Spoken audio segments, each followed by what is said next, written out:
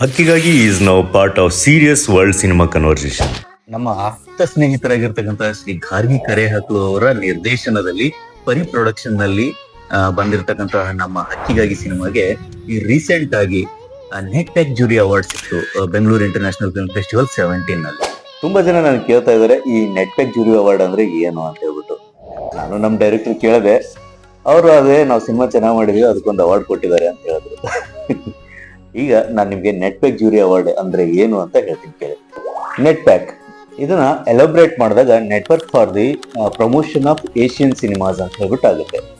ಇದು ಒಂದು ವಾಣಿಜ್ಯ ಸಂಸ್ಥೆ. ಇದು ನಮ್ಮ ಏಷಿಯನ್ ಸ್ಥಳೀಯ ಸಿನಿಮಾಗಳನ್ನ ಇಡೀ ಪ್ರಪಂಚಕ್ಕೆ ಅಥವಾ ವಿಶ್ವಕ್ಕೆ ಪರಿಚಯಿಸುವ ಒಂದು ಕೆಲಸವನ್ನ ಮಾಡುತ್ತೆ. ಈ ಪ್ರಶಸ್ತಿ ಕೊಡಲೆಂದೇ ಒಂದು ಟೀಮ್ ಅನ್ನ ರಚಿಸಿರ್ತಾರೆ. ಇದು ಅಂತಾರಾಷ್ಟ್ರೀಯ ಮಟ್ಟದ ಜೂರಿಗಳ ಒಂದು ಟೀಮ್ ಆಗಿರುತ್ತೆ. ಈ ಟೀಮ್ ಏನ್ ನೋಡುತ್ತೆ ಅಂದ್ರೆ ಸ್ಥಳೀಯ ಕಥೆಗಳನ್ನ ಜಾಗತಿಕ ಮಟ್ಟದಲ್ಲಿ ಪ್ರತಿನಿಧಿಸುವ ಶಕ್ತಿ ಆ ಸಿನಿಮಾಗಿದೆಯಾ ಅಂತ ನೋಡುತ್ತೆ. ಈ ಪ್ರಶಸ್ತಿ ಬಾಕ್ಸ್ ಆಫೀಸ್ ನ ಯಶಸ್ಸನ್ನು ನೋಡಿಯೋ ಅಥವಾ ಜನಪ್ರಿಯತೆ ಆಧಾರದ ಮೇಲೆಯೋ ಕೊಡುವಂತದ್ದಲ್ಲ. ಆ ಸಿನಿಮಾ ಏಷಿಯಾ ಮೂಲದ ಕಥೆಯಾಗಿದ್ದು ಅಲ್ಲಿಯ ಸ್ಥಳೀಯ ಕಥೆಯನ್ನ ಜಾಗತಿಕ ಮಟ್ಟದಲ್ಲಿ ಬಿಂಬಿಸುವ ಕೆಲಸವನ್ನ ಮಾಡಬೇಕು.